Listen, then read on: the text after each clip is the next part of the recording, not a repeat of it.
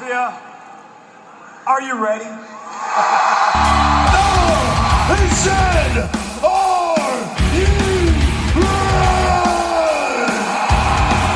This is Brotherly Love Wrestling Podcast, your first stop for everything professional wrestling. So sit back and enjoy wrestling talk at its finest with your hosts, Larry Hall and Joe Corrado.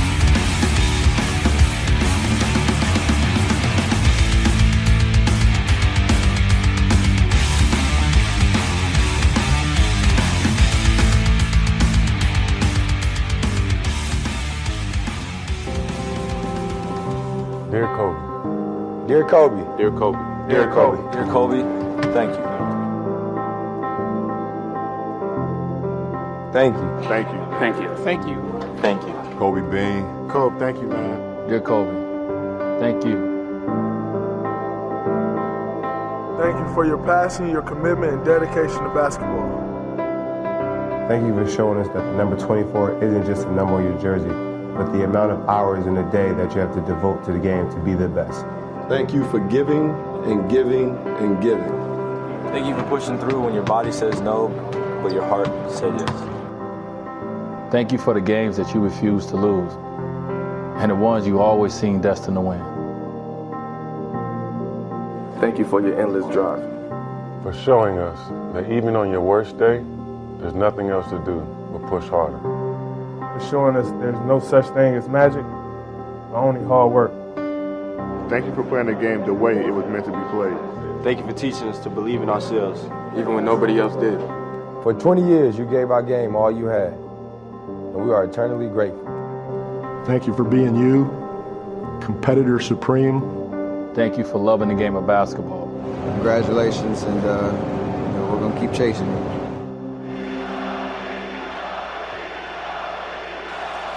What can I say?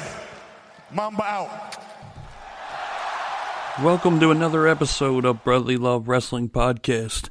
And 2 days ago, on the 25th, we lost Kobe Bryant to a helicopter accident, which has affected not only the basketball community, but the pop culture and world in general, as he was known everywhere as a great basketball player. And, of course, now with the losing of his daughter with him as a father, and it's a big, big loss for anyone in general. It just doesn't have to be a basketball fan. So we just wanted to honor Kobe as one of the heroes from our childhood, and he's going to be missed very, very much. Yeah, he transcends all sport. That was one of the... I literally heard it, and I was like, I'm waiting for them to say it was a different Kobe Bryant. Like, I was waiting, like, I'm still in shock. Like, it's one of those, like, what the fuck? Like, how? Why? Like, why? Yeah. Just, it's a shame. But not to dwell for too long, even though it was fucking terrible. We have some wrestling to talk about because we are, first and foremost, I said that right. I didn't think I was going to. I thought I was going to tongue twister it. First and foremost, we are a wrestling podcast, and we're going to talk about the Graps. And on today's show... And the Craps. We have an interview. Well, I don't even know if you call it that. Well, I mean, it's. I don't think we're still interviewing. I know we're very questions. professional. It's like we're the most professional fucking podcast that have ever been placed on this planet or anything. Yeah, it didn't have that feel to it, and you will know why as soon as we turn it over. Yeah, because we just get right into it. We just start shooting shit. Yeah, and I know that's probably gimmick infringement on one of the other millions of podcasts about wrestling that exist, but that's exactly what we did. We just fucking... Lucky 13 joins us. Yes. He's driving home from work. Mm-hmm. Shoot job. It's if we're going to call it that. And we're just shooting shit the whole time. We're basically making his ride home quicker. That's what service we provided today. Yes. Add that to the list of shit that we are good at. Yeah. So killer of time. Here we go. Our interview with Lucky 13. How are you guys? Good. Doing good. We're not driving, so we're doing pretty good. I fucking hate driving. I do it so much, with wrestling and working so far from where I work and everything, I don't mind it. Yeah, the whole wrestler thing, you guys kind of drive every fucking where. Yeah, I kind of embrace road trips as it is, So, yeah, driving's not bad to me. Yeah, I guess you have to love adventure, right? Like just going new places and anywhere, like anywhere at the drop of a hat. Yeah, I was gonna say, I think that's the best part of wrestling is going and visiting places you've never seen and going places you would rather otherwise not ever go. Like I'm a big fan of traveling and going to big cities, and you're not always going to the big city though. Like sometimes you're going to Barnesville, Pennsylvania. Like where the fuck is that? And then you go there and you're like, anything that's not Philadelphia. Like, anything that's not Philadelphia, I feel like it's all Pennsyltucky. Yeah. Well, Barnesville, I don't know if you remember, Chikara used to run out there. Is it past Reading? Yeah, it's past Reading, I think. I don't even remember exactly where it is. But I think it's out past Reading, like Lancaster-ish area. All right. But that was one of the shows they had like Okada on in front of like 22 people. How long ago was this? Ooh. Over 5? Yeah, way longer ago. This is when I was wrestling for Chikara and Orange Cassidy was still there. And, okay. They might have just formed like the Ants and stuff like that. It might have been like the first couple of shows for them. I'm trying to think. It's probably over 10 then. It was. I think it was because Blackout was the show I'm thinking of. Like Blackout was on the show, like Sabian and Joker as a tag team, and the Christ brothers were on there as the Irish Airborne.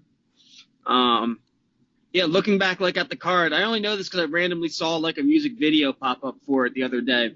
And I watched it. I was like, holy shit, look at this fucking card. Like, yeah, Okada faced some fucking random dude from Canada.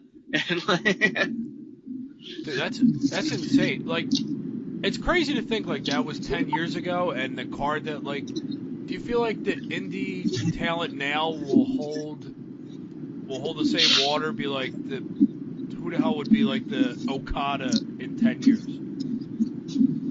Well, I don't know, because if you watch this match, you'd be like, man, this guy ain't gonna be shit. But then again, it takes two to tango, so it could have been the other guy was the absolute shits also, but I have no idea. But no, I don't know. I think just if you stick around with it long enough, you eventually, it's like being a band. Like sometimes bands are just so persistent, like, and always like, oh yeah, I've heard of them, and then all of a sudden, they get like their break or whatever, and yeah, they get their one break or whatever, and they finally like make it big. I kind of feel like that happens sometimes in wrestling too. Like guys just stick with it and plug along, and one day they're something happens big for them, and they get their break, and it just snowballs, and they roll with it, and take the ball and run with it, and the star's born, I guess. Like who would have thought like Warhorse? Like look at Warhorse, he's a great example.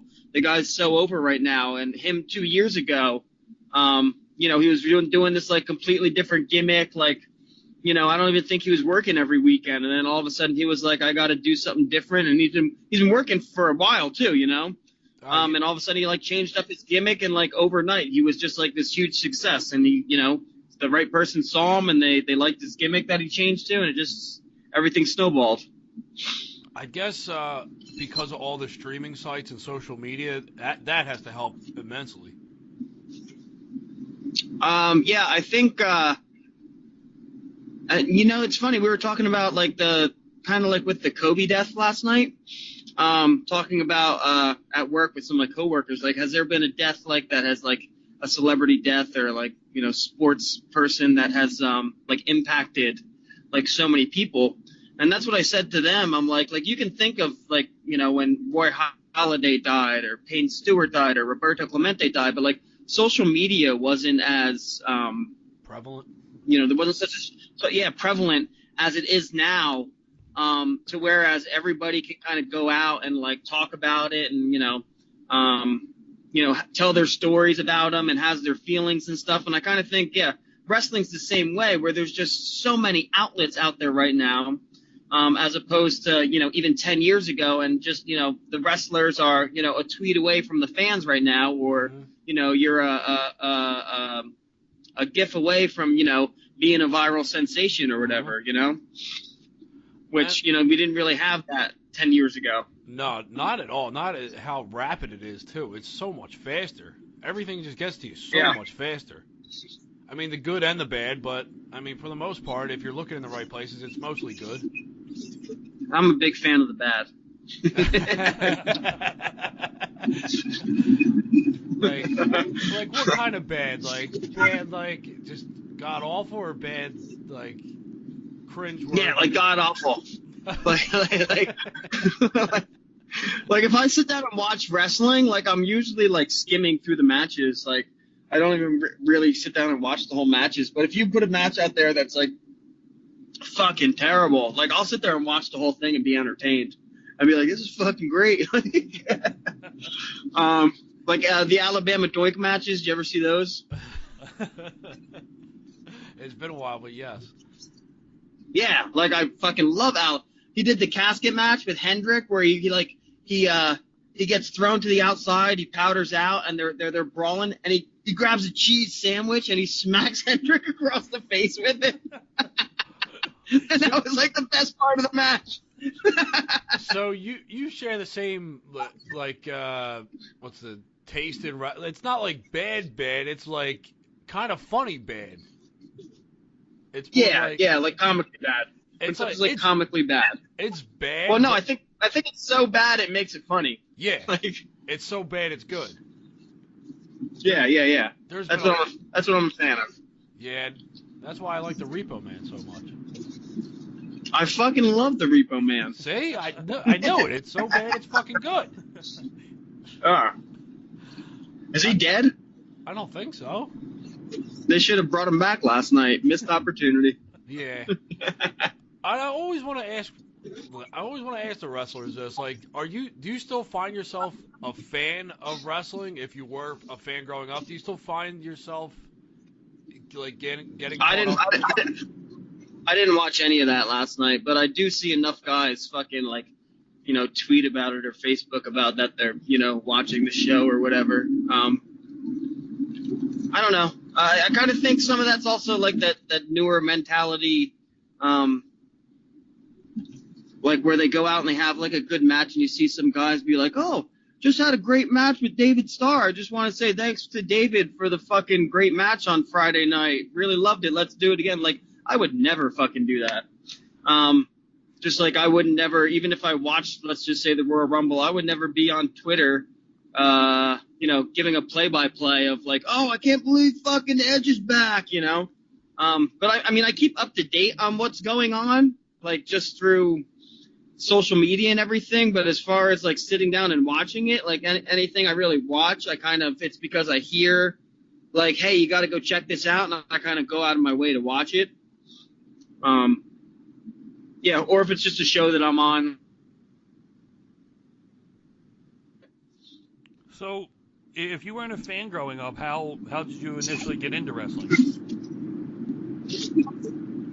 Well, I was a fan growing up, but as far as like, am I much of a fan anymore? But growing up, let's see, big Ultimate Warrior fan, and then ECW came along, and then fell in love with ECW, and that's when I met Orange Cassidy, who was also a big fan of ECW, and that's kind of like how we met. We met at soccer practice our freshman year of high school, and we were both what were we doing? We were talking about wrestling or something, and then maybe it might have turned into me giving him a hurricanrana like off the bleachers at soccer practice one day, and it turned into he built a fucking ring in his backyard to us backyard wrestling and having like our own federation and everything, to after high school going to school for it, and now he's where he is and I'm driving home from work, so worked out for one of us.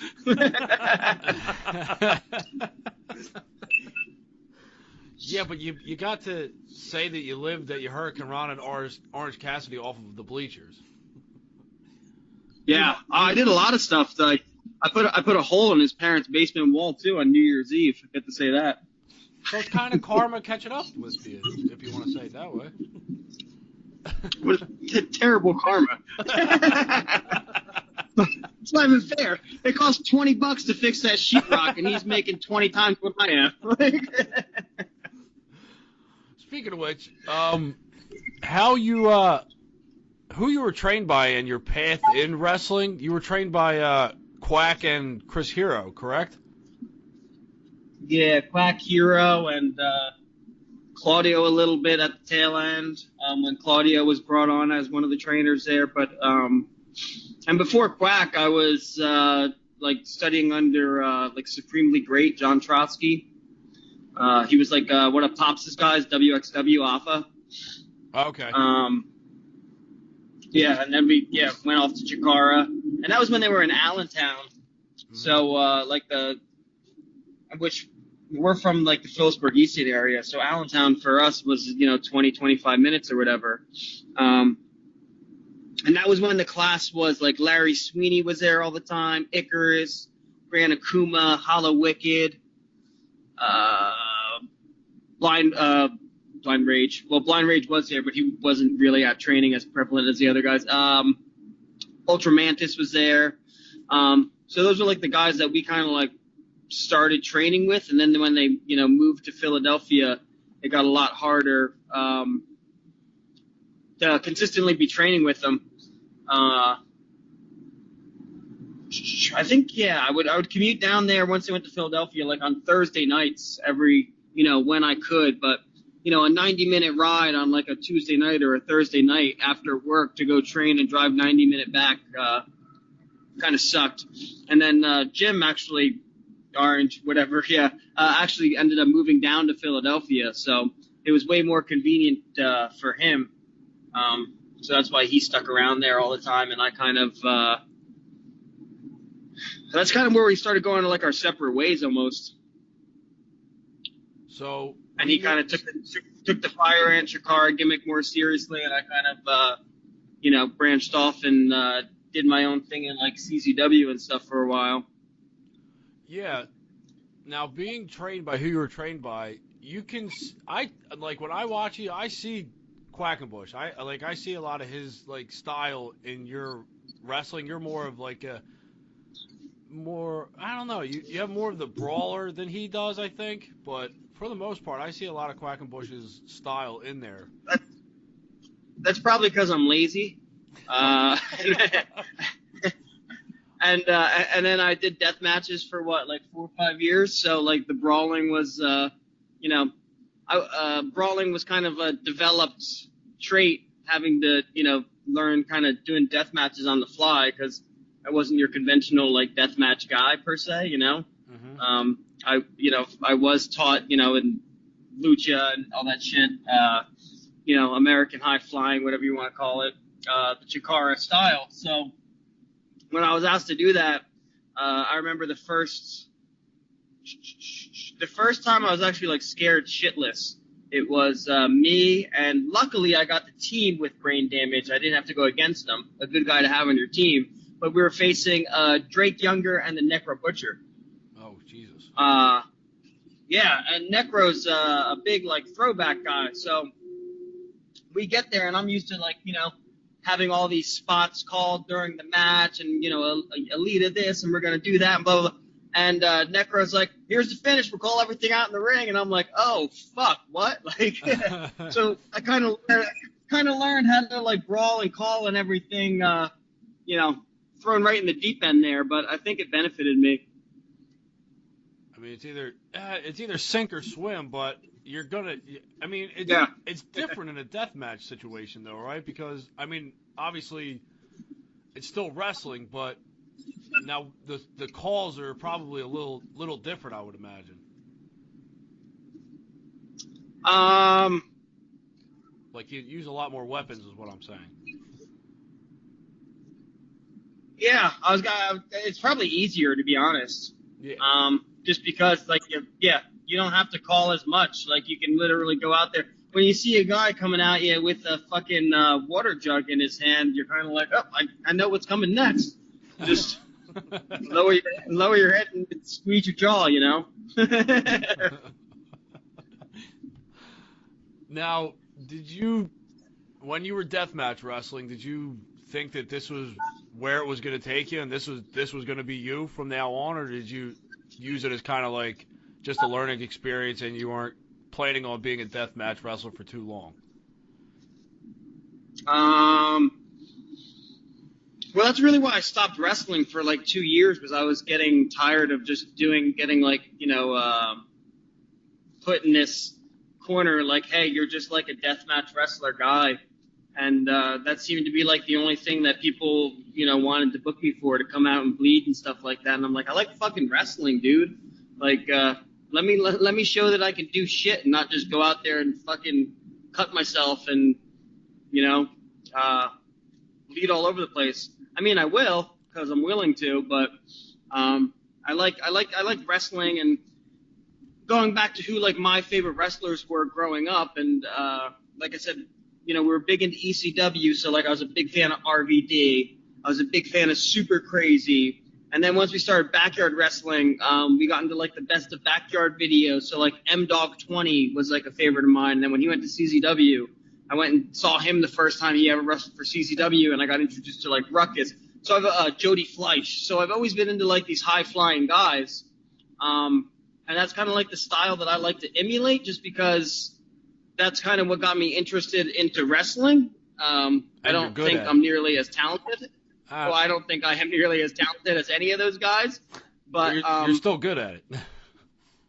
Yeah, that's what I really have fun doing. Like, is that kind of stuff. And if you're not having fun anymore, then, I'm not making fucking big bucks like Orange Cassidy. So if I'm not having fun, what am I doing this for then? Yeah. I got a real job that I make decent money at and shit. This is kind of, a side gig for me. No, what? I'm going to sidetrack us like I do very well. Now, at your, I guess you call it shoot job. Is that what it's called? Or whatever. So your work, now, do they know that you're a professional wrestler as well? Yeah, I actually just did a show about a mile from where I work last weekend for Synergy Wrestling. And like something like a crazy amount of people I work at a gym, and something like 50 people showed up from the gym to come watch. So that was pretty neat. That is pretty cool. To get to, wrestle in front of all of our, friends and stuff like that, because none of them are real wrestling fans. They were just like, oh, you're wrestling so close, I'll come check you out, None of them are going to fucking travel to Philly or whatever to come see me wrestle, because they're not that interested in wrestling. But, yeah, it was cool for them to come see me in my element and stuff like that. But yeah, they know I'm a wrestler, and my boss is all very cool and lenient. Like if I got to take off a Friday, or like if GCW is doing Voltage Lounge on a Wednesday or a Thursday night, he's just like, yeah, whatever, go do your thing. I'll see you tomorrow. So we're glad you mentioned GCW, because the one match that sticks out, and actually I really wanted to get you on to talk to you about, was at Halloween show at Voltage. You and Blake Christian, you guys tore the house down, and in our opinion, the best match of the night on that card. It was insane, and that's like those matches where you talk about where you look like you're having fun. You can tell as being in the crowd. That was a really fun match. I got really fucked up that match, unfortunately. I had to miss my bookings the next 2 weeks because I couldn't even walk after that. When I took that flip bump off the top through the chair on the outside, I have no idea what I did, but I literally, as soon as I got to the back, I collapsed to the floor, and I couldn't even walk.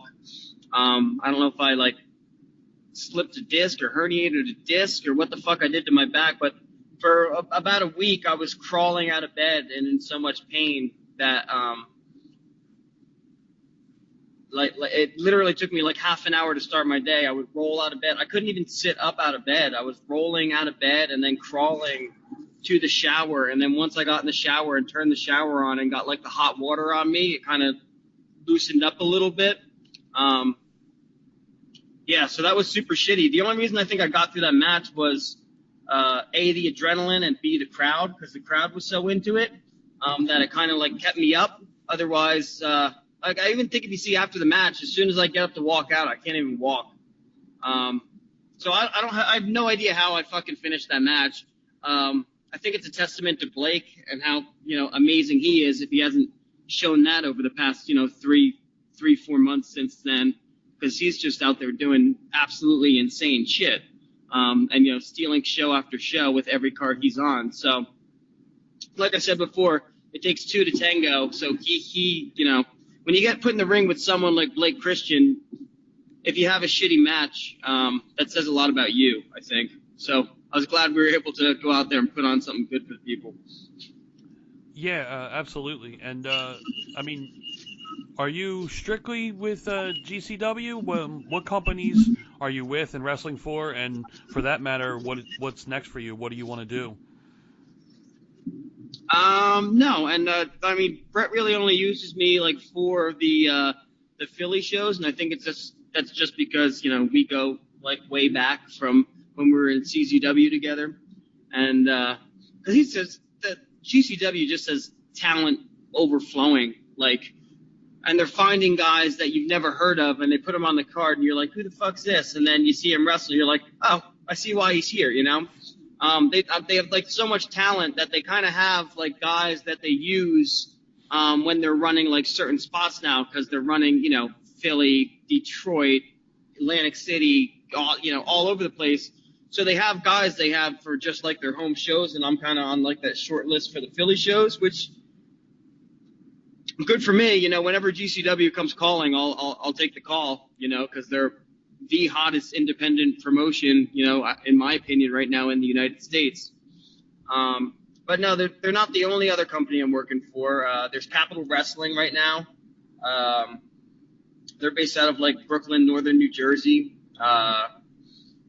Who I'm in a stable with Casey Navarro and Eric Martin up there, and and Bobby Orlando. And that we do like a fun little heel thing up there, and I don't know. I'm like the old vet with all like these young kids, because what's Casey like? I don't even know if Casey's old enough to drink. and I've been doing this for like 16 years now, 17 years or whatever. He's fucking good. I'm surprised he hasn't gotten a shot in GCW yet. But we've seen him a bunch whatever. of times in CZW. Yeah. Not to spoil anything, but I may be popping up down there again relatively soon. Spoil away. And I'll leave that at that. I'll leave that at that. I'm not going to say when and where. Well, what the hell? How are we going to see it? There's a possibility. Well, yeah, you'll find out. This is terrible promoting.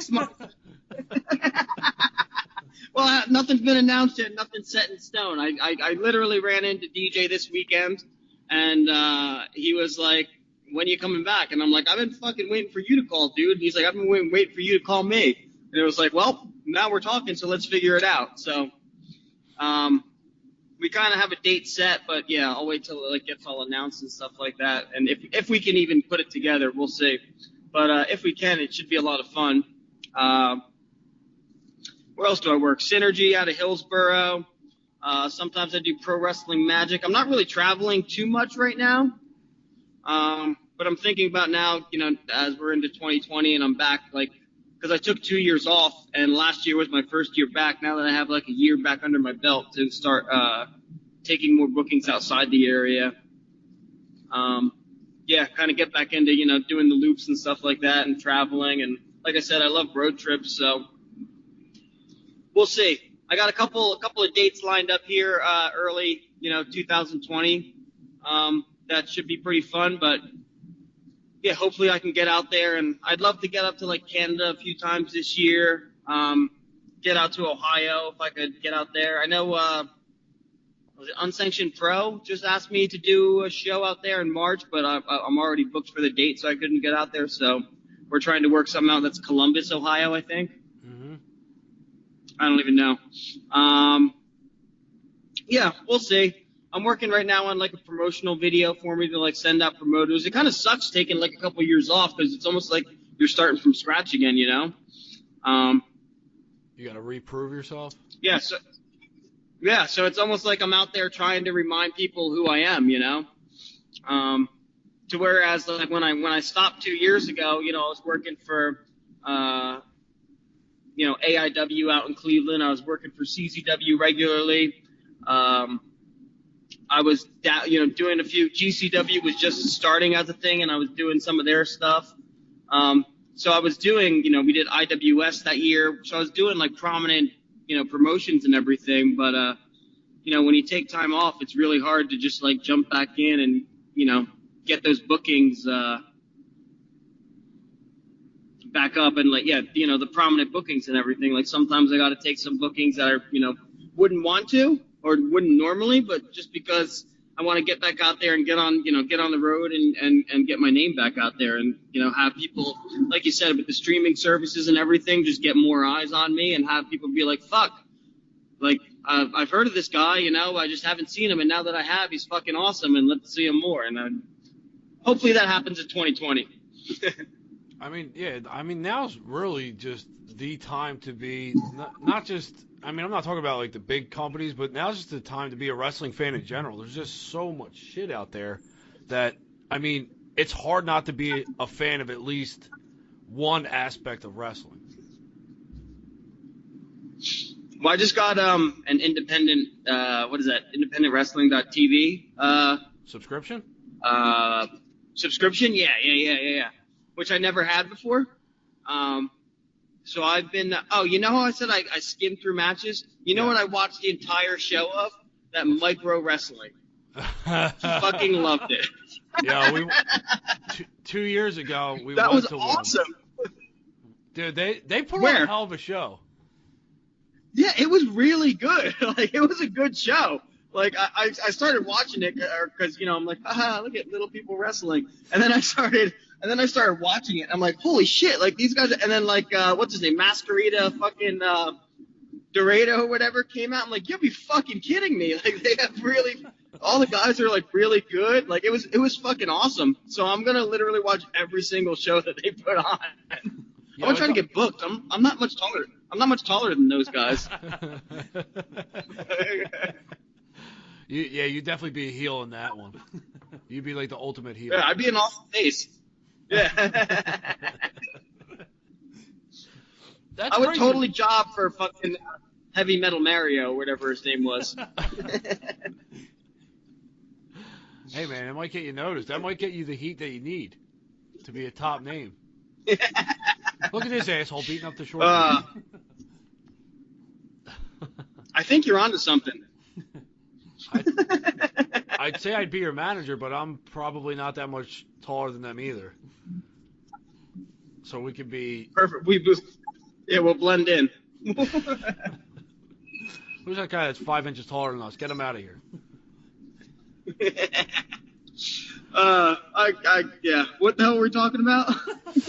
I don't know. Like I said, we sidetrack a lot. I did want to. Is that normal business? Like, I guess the wrestling business is just that far out there that like you would expect a promoter to get in touch with you to use you, but no, they wait for you to get in touch with them. That's like the most backwards way of thinking. I think if you're a big enough name, they'll get in touch with you. You know, if they think that you can, you know, your name value alone on the sign, will put like, you know, butts in the seats or everything. But I don't know too many people that are going to see like, oh shit, Lucky 13, let me go buy a ticket, you know, compared to, you know, other big, you know, if you see, hey, Orange Cassidy, you know, people are going to go buy tickets just to go see him. They're not going to necessarily do that with me. To whereas, yeah, I do have to go kind of out of my way to reach out and show interest and be like, hey, you know, yeah, whenever you get a spot free, if you got something for me and available, you know, I'd love to work with you. So, yeah, it's kind of the way it goes. When you're not super popular, you got to kind of do a lot of legwork on your own. Now, how important is it to get on that card for those big marquee names? Like, how important is it to get on the card for the Orange Cassidys or, I don't know, any of the top names in the independent scene right now? Well, I mean, you got to think like a lot of people are. Those are the shows that are going to have a lot of eyes on them, right? Correct. So that could be, like I said, we were talking about before about having your big breakout moment where you do something and people finally, recognize who you are. Like, let's just this past Saturday, my buddy Dan Champion just wrestled Orange Cassidy at Beyond Wrestling, and Dan broke in with me and Jim at the same time. So he's been wrestling for like 16 years. And finally, he gets put on, this Beyond show that's getting streamed all over, and tons of people saw him, and he had this killer match with Orange Cassidy. And, everyone was like, hey, who impressed you the most at Beyond? And if you read, like, the Twitter responses, 75% of people were like, Dan Champion, bring him back, blah, blah, blah. So that was Dan's, like, moment where hopefully he gets the nudge and it leads to, bigger bookings for him. So he's just not doing, like, local PA stuff. And, it leads to him getting his name out there and getting his opportunity. But, I mean, that's kind of what it takes sometimes. It's just getting on the right card and not blowing your chance, taking the ball and running with it. Yeah, I mean, he did. He had that, like, really, like, great foil to Orange Cassidy. I thought him and then Jake something, obviously, he was one that stood out, and of course the Rep. Like, I was happy that the Rep got on that card because I've seen him a lot. Yeah. I mean, them being local. Feuding with them in Capital Wrestling, as I was saying before. We got to wrestle. We're doing a doors match in Brooklyn against them next month. I don't know. I have no idea. I don't have any of my dates in front of me, so I don't know when I'm booked. Like, I have it all in a calendar. But yeah, no, those guys are fucking awesome. The Rep. When I saw them pop up, and they were like, yeah, it's about time these guys are fucking getting their shot, Yeah, they've been because they've been a good tag team for a while. Yeah. So, I think I might have been like one of their first tag matches, like when they first broke in and got on the main cards of CCW. I might have been like a couple of their first matches back when I think me and Connor wrestled them a bunch in like a series of tag matches in like 2012, 13, whatever it was. Yeah. Yeah, they're consistently one of the best matches on any CZW card that we've been to. To be honest, I haven't watched any CZW in 3 years, so I saw just like the GIFs or whatever that get thrown up on Twitter every now and then, but I wrestle them. I've wrestled them for the past 4 months over at Capital Wrestling, so I know I know how awesome they are from experience, and they make me look good, so I like them. So you said about how you're kind of the veteran and you're just around all these young guys. What's your ultimate goal? I mean, do you like, obviously, more money with a bigger company with a contract? Is that what you're looking for? You're looking for like the real big company, or just whatever you can get as far as making you comfortable? I wouldn't say no to it if the opportunity arose, obviously. That's a really good question. I haven't really thought about it. Like, why? I think why I came back to wrestling was I missed it. I missed having fun. I'm friends with a lot of the guys outside of wrestling, just not like showing up and being, hey, nice to meet you, and wrestling. Me and Danny Havoc are really good friends out of the ring. Like, we travel together and do stuff together on weekends. And I made a lot of like friendships and bonds through wrestling, and I just, really missed the atmosphere and missed the boys, and I missed being there. So I wanted to get back into it, but I didn't really have like a goal in mind. Like, I wasn't like, hey, I'm doing this to go get signed, or I'm doing this to, go make it run to try to get booked in Japan or whatever. It's just, it's almost like, I've been doing it. I started backyard wrestling when I was, 13, 14 years old. So it's just, I'm 35 now. It's just always, more than half my life, it's been a part of me, and it was something I missed. So, do I have a goal? I don't know. It's a really good question. But right now I'm just trying to, have fun with it still. And, as long as I'm able, because like I said, I'm 35 now. I don't know how many years I even have left. So Yeah, and that's the best answer I can give you. Yeah. And like you said, I mean, it's all about having fun, but sometimes that gets noticed just as much as being on the card at the right place at the right time. But usually, if you're enjoying something, you're doing it better. I mean, Danny Havoc tells me this all the time, but I like to think the matches that I'm having now are way better than the matches I was having when I left 3-4 years ago. Somehow I took 2 years off and didn't wrestle, didn't train, and I came back a better wrestler. I don't know how the fuck that happens, but maybe it was, I was able to sit back and reflect and, see shit and be like, I should be doing this different and this different. Or it could also just be that, the drive's there and the passion's there, and maybe that's just a little more apparent and it shows in my work. Also, some of the right people being across the ring from you as well. Yeah, getting to wrestle, Blake Christian and, Jason Kincaid and all these guys really, helps out too, because these are the best guys in the world right now, Blake's going to fucking wrestle Will Ospreay at fucking Spring Break or whatever.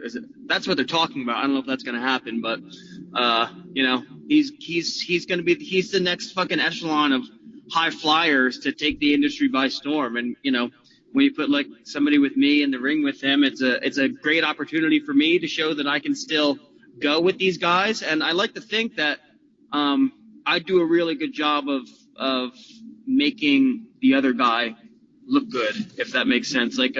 Psychosis.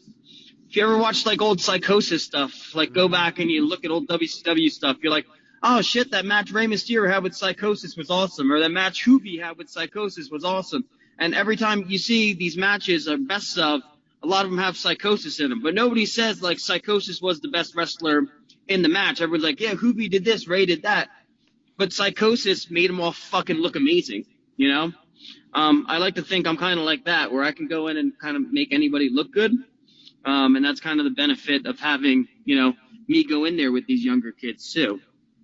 I get to I've been, doing different things and calling matches for, like I said, 16 years. So I can kind of rein them in a little bit and throw some, a little added psychology in there or whatever. And, yeah, like I said, I think the matches I've had since I've came back have been, some of the best I've ever had. And I'm getting the opportunity to wrestle some of the best guys. So it's all working out. So let's hope it leads to bigger and better things, right? Yes, fingers will be crossed. And probably, it's going to be a random question, but probably our last one, and we'll leave it at this.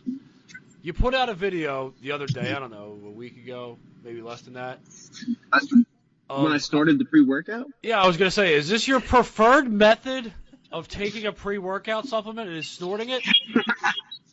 So Adam Circumstance said something to me on Twitter about taking. I don't remember the exact conversation, but he was like, "Snort it, you won't."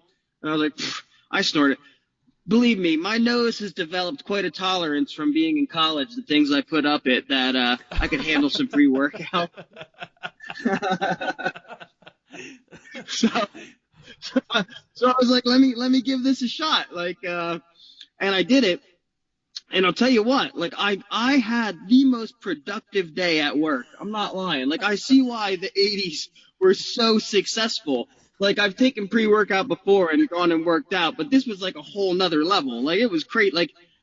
It burned for a solid 2-3 minutes, and then I had this fruity, snowflakey nasal drip going down the back of my throat, which wasn't, the best. But I was so productive the rest of the day. But yeah, my boss saw the video also, because he follows me on Instagram. He like I said, he's pretty lenient, but he was like, yeah, don't ever do that again. Do you hear that, kids? If you want a better high, you have to snort your pre-workouts. That's how it's done. Productivity through the roof. Just up the nose a little bit. Yeah, I was trying to think of I was like, what other stuff can I snort? Like, maybe this could be my thing, like superhuman. You know, I'm just the incredible snorting guy. I don't see the longevity of the gimmick, but I wish you well on your journey. Yeah, thank you.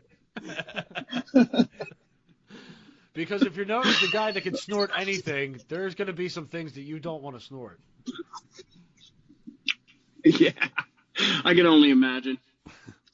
It is the wrestling business. But yeah, that's weird. That's how that happened. So I just wanted to get the story out there. I saw it. I laughed. I was like, something I would have fucking done too. Yeah, and it got like 3,000 views. That's like way more views than when like I put my fucking promos out there for a show. None of you fucks click on it. I start some free workout every month.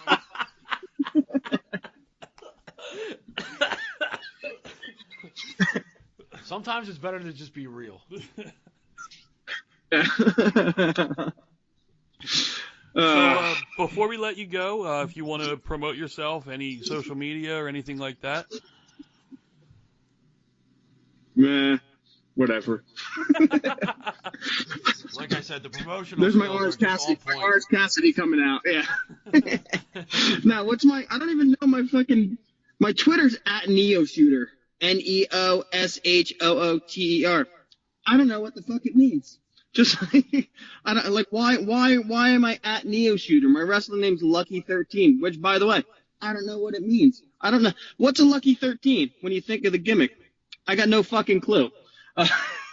Just like my Instagram and my Twitter handle are completely different. My Instagram's at BigWigNJ if you want to follow that, which is actually a punk rock band from the 90s. Has nothing to do with wrestling. Yeah, I don't know.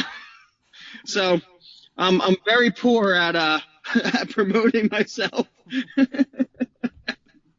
you're just gonna rest on your laurels of having kick-ass matches and say fuck the promos.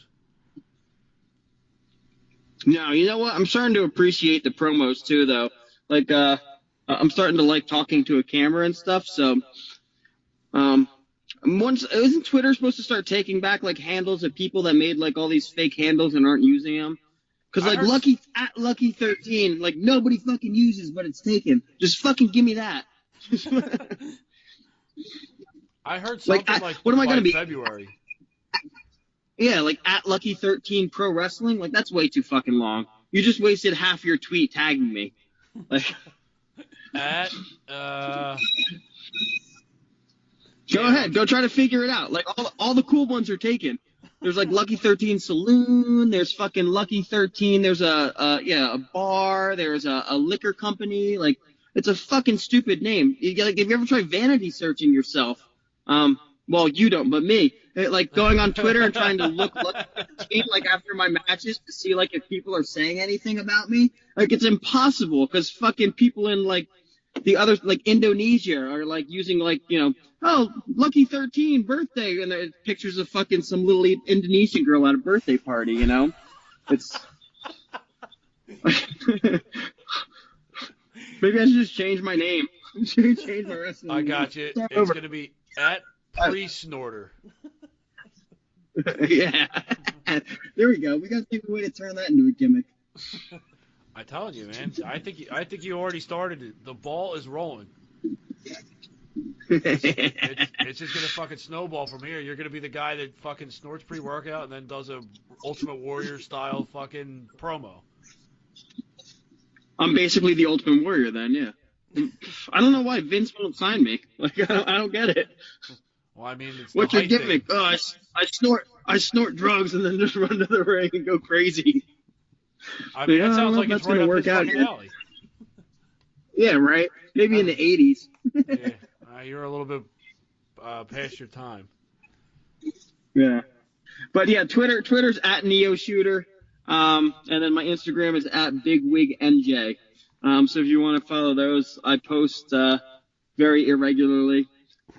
So every once in a while, you'll see something pop up. And you may or may not see them in CZW. You may or may not see them on Twitter. You may or may not see them. You're just going to have to fucking look for them, goddammit. Yeah, you have to go out of your way to find me. But don't vanity search me on Twitter. It's impossible. because you will get All right, Indonesian thanks, kids, and we don't want that. Yeah, but thanks for having me, guys. Not a problem. Thank you for coming on with us. Safe trip home. All right. Thank you. Peace. See ya. And there you have it. Like I said, a quote-unquote interview, more like just bullshitting for 40 minutes. But I think we accomplished the main goal here, and that was to have fun. Mm-hmm. And there's an emphasis on having fun and wrestling at the same breath. Yes. I think we accomplished those. We had fun. We shot the shit. It wasn't all wrestling talk, but it was a derivative of wrestling talk. Boom. Yeah.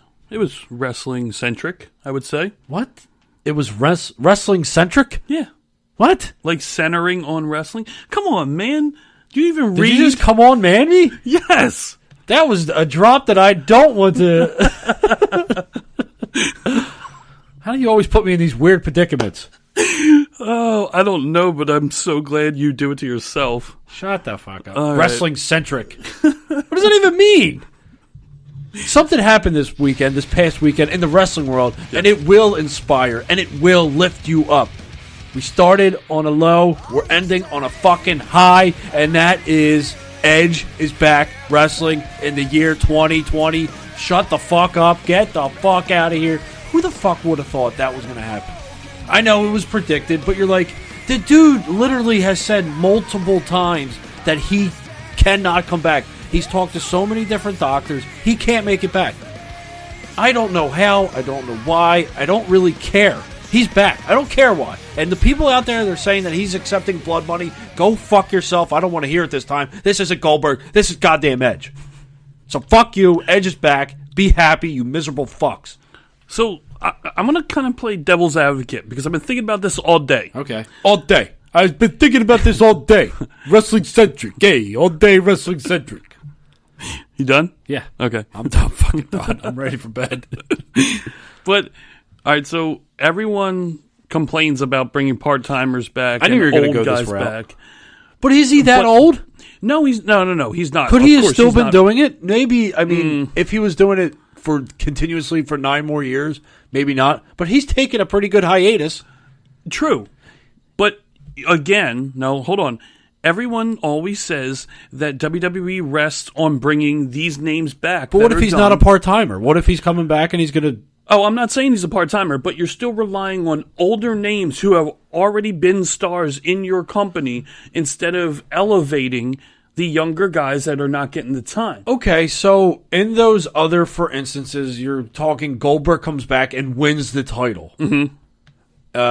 Who else are we going to go with? Brock Lesnar. He's more of a part-timer, but when I don't know. I'm always more hot on Brock than cold. Like, I like seeing Brock Lesnar. I know what Brock Lesnar can do, and he proved it last night. And people say, well, if he was there more often, I don't know if Brock can handle that schedule. I don't know if you get consistency out of Brock if he's doing it that long. I agree, and I agree with you. But if he comes back and puts in that effort, then yeah, you know what you get when he comes back. You can get excited now for when he comes and actually defends the title. I think this is just a completely different, for instance, for Edge. Like, you don't think it's a little hypocritical? Just a little bit? I mean, yes, it is in a sense that, okay, yes, he was an Attitude Era guy that they're bringing back to boost ratings. You can say that, but the guy, there's a certain group that you can get excited for no matter what. And especially if he was medically not supposed to ever be able to do this again. Yeah. And this was a genuine surprise. Like, the Goldberg thing, you knew that they were setting up for Brock. Like, this is kind of an open book. This is a dream match scenario. You don't get a dream match with fucking Goldberg. You would have thought it would have been The Undertaker, but no, he dropped him on his fucking head. Yeah. And then he concussed himself. This is completely different. This is like you speaking. Like, you know how you have that Shawn Michaels thing? Like, okay, Shawn Michaels comes back. Who do you want him to work? Yeah. There's those same conversations being held about Edge. Like, if Edge were to ever come back, who would you want him to face? Well, now you have it. And you have an Edge that actually looked really, really good. I mean, he looked... shape of his career, I think. Shape-wise, yes, he looked really good. I mean, he still looked like Father Time hit him in the face, but... I mean, it looks like... I mean, being in the Rumble for what, 15 minutes? And being active in the Rumble 15 minutes, 20 minutes maybe? Yeah.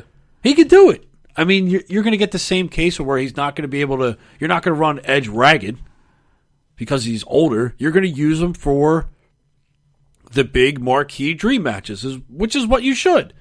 Like Styles. Mm-hmm. Although, after last night, doesn't look like that's going to happen. Yeah, well, Styles might have got hurt, but we're just talking about Edge right now. We're talking about the possibilities that, him to put over or help enhance younger talent. And I know Styles isn't younger talent, but that's a dream match.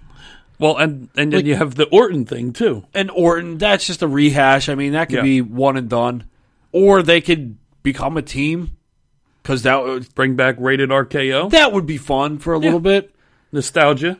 But, I mean, if you think of all the people that he's had on his and Christian's show, I mean, all the people that, the Johnny Gargano, the Adam Coles, the Matt Riddle, the Fish and O'Reilly. The plethora of NXT talent that they've had on and how they have worked with them down at the Performance Center and they've put their input. This is the ultimate input. You get to get in the ring with Edge. Yes. I mean, think of how many people would benefit from that. A lot. Everybody. Yeah, absolutely. Everybody. Anyone on the roster. I want to see him and Christian versus the Revival. Yes. That's what I want to see. Yep, I agree. I'm excited. And it's nice to be excited about a WWE event. I mean, it's not to say that some things don't get you excited, but the Royal Rumble is just tops. Yeah. It was and done it was nice right. to see them do it to near perfection. Yes. And we had the two winners, Charlotte Flair, which most people really aren't that happy about because it's still Charlotte Flair. It's Charlotte Flair. I mean, it at this point, Charlotte Flair is what it is. I mean, she's gonna win and she's gonna put on a good match, but it's probably going to be the same thing. It's probably going to be the same thing you've seen before. It's probably going to be the same thing you've seen before. I mean, her Becky, her Asuka. I mean, they rest on their laurels when it comes to the women's division. Yeah. If they don't feel like they're going to prove themselves, I know it's a fucked up thing to say, but it's what it seems like. If they don't feel like they can get a smaller name up to that Charlotte level by the time that they need them to, they're going to fall back on what they know, and that's the four horsewomen. Yeah. So I wouldn't be surprised if it's Bayley, Sasha, and Becky, Charlotte come WrestleMania time. It's what they know. They know it's going to be. I mean, all four of them against each other have had countless great matches. It's WrestleMania. They're not going to let what happened last year happen this year. So, and I know the women main evented, but I still think that they feel it fell. I mean, it's not all their fault. I mean, they only had to wait 8.5 hours to get to their main event. But I mean, I feel like they don't think it landed like it should have. I agree. Yeah, and then the other winner, the men's winner, is Drew McIntyre, which a lot of people on the flip side were extremely happy with. Yes. They were happy. There was a lot of people that were saying that McIntyre was an odds-on favorite. I mean, with Roman and your pick that didn't even show up. Which I couldn't be happier for. It was very, very pleasant surprise that you were wrong. It was a pleasant surprise that I was wrong. But yes. I feel like Roman, and we've talked about this before, maybe not on the show, but I know me and you have spoken this. Roman feels like he's always going to be either the fallback or the go-to. Like, he's always going to be there. He's either going to be there to change it for him to win, or he's going to be there or change it for him to lose, or he's going to be there just in case. Like, yeah. Okay, so what reaction do we want? We know what we're going to get with Roman. We're going to get the boos because it's predictable. Do we want that reaction tonight, or do we have faith that the person that's in there with him is going to get over? They had it with Nakamura. They just didn't do anything with it. Now they have it again with McIntyre. Yeah. Yeah, and I mean, we started You get the Roman rub. Yeah, absolutely. Well, you eliminated the person that nobody wanted to see win. You eliminated Brock. You are so pushed right now, and so you've got so much rubbing that there's only the sky is the limit for him. Yeah, well, and that's the thing. They have to back it, though. They have to back it. You had the spot with Brock to, I won't say pass the torch, but you know what I mean? He gives him that rub with the elimination, and the fans go crazy. Brock just decimated, 12, 13 people before? 13, yep. Before he started to slow down. He sped up that. He was the fast forward button on that fucking pay-per-view. Yes. Yep. And McIntyre coming in and having some assistance from Ricochet, being able to eliminate Brock, who was dominating the whole fucking match, that was huge. So it's shaping up to be an interesting road to WrestleMania. And it's shaping up to be fucking great wrestling every single week, whether it be the smallest promotion to the fucking juggernaut that is WWE. Wrestling is thriving. If you're complaining about wrestling, then you're watching the wrong type of wrestling. Watch what you like. It's that simple. It boggles my fucking mind. It boggles my mind why people want to be miserable. Why people like to draw from miserableness. They like to complain. It's fucking, imagine if we were all happy. Imagine if we were all just fucking happy. There's no room for miserable. We'd all just be fucking happy. It's not fucking rocket science. Just be fucking happy. Like it. Stupid. Now you're making me mad. They're making me mad. They didn't even say anything and they're making me mad. I was going to say, you kind of riled yourself up on that one. I can't believe it. They used their shit against me. I'm happy. I'm happy. You sound it. Well, anyway, that'll about wrap up our show. Hey, wrap it the fuck up, man. We hope you enjoyed the interview with Lucky 13. We certainly did. And not only that, there's a lot in wrestling going on, as Joe pointed out. So eloquently. Yes. Eloquently. Yeah, got that? Nope. So we hope you enjoyed the show, and we'll be talking to you very soon. Later!